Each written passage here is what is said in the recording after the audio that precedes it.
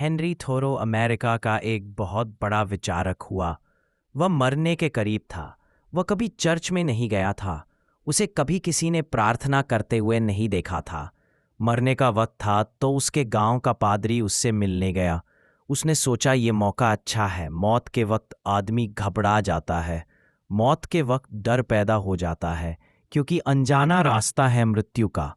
न मालूम क्या होगा। उस समय भयभीत आदमी कुछ भी स्वीकार कर सकता है। मौत का शोषण धर्मगुरु बहुत दिनों से करते रहे हैं। इसलिए तो मंदिरों मस्जिदों में बूढ़े लोग दिखाई पड़ते हैं। पादरी ने हेनरी थोरो से जाकर कहा, क्या तुमने अपने और परमात्मा के बीच शांति स्थापित कर ली है? क्या तुम दोनों एक दूसरे के प्रति प्रेम से भर गए हो? हेनरी थोरो मरने के करीब था। उसने आंखें खोली और कहा, महाशय, मुझे याद नहीं पड़ता है कि मैं उससे कभी लड़ा भी हूं। मेरा उससे कभी झगड़ा नहीं हुआ, तो उसके साथ शांति स्थापित करने का सवाल कहाँ है? जाओ, तुम शांति स्थापित करो, क्योंकि जिंदगी में तुम उससे लड़ते रहे हो। मुझे तो उसकी प्रार्थना करने की जरूरत नहीं है। मेरी जिंदगी ही प्रार्थना थी। कोई मरता हुआ आदमी ऐसा कहेगा, इसकी तो हम कल्पना नहीं कर सकते।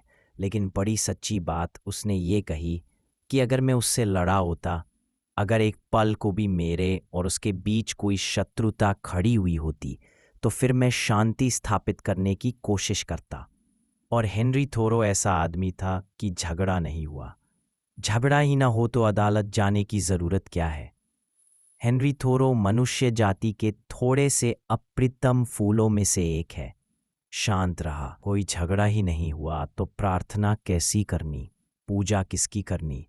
अर्चना किसकी करनी? जब भी तुम शांत होते हो तब तुम्हारे और परमात्मा के बीच कलह टल गई, अन्यथा 24 घंटे तुम लड़ रहे हो। परमात्मा कुछ चाहता है, तुम कुछ और चाहते हो। तुम उससे राजी नहीं हो। तुम्हारी सभी प्रार्थना का सार ही यही है कि हमारी सुन, हमारी वासना पूरी कर।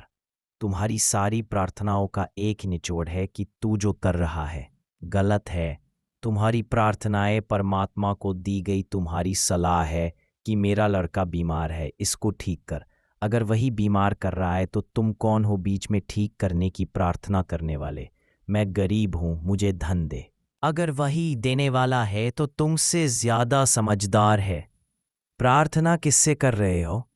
अगर मनुष्यों की प्रार्थनाओं को गौर से सुनो, जैसा कि मैं सुनता रहा हूं, तो मैंने एक ही सार पाया है कि सभी परमात्मा से यही कह रहे हैं कि तू हमारी मान, हम तेरी मान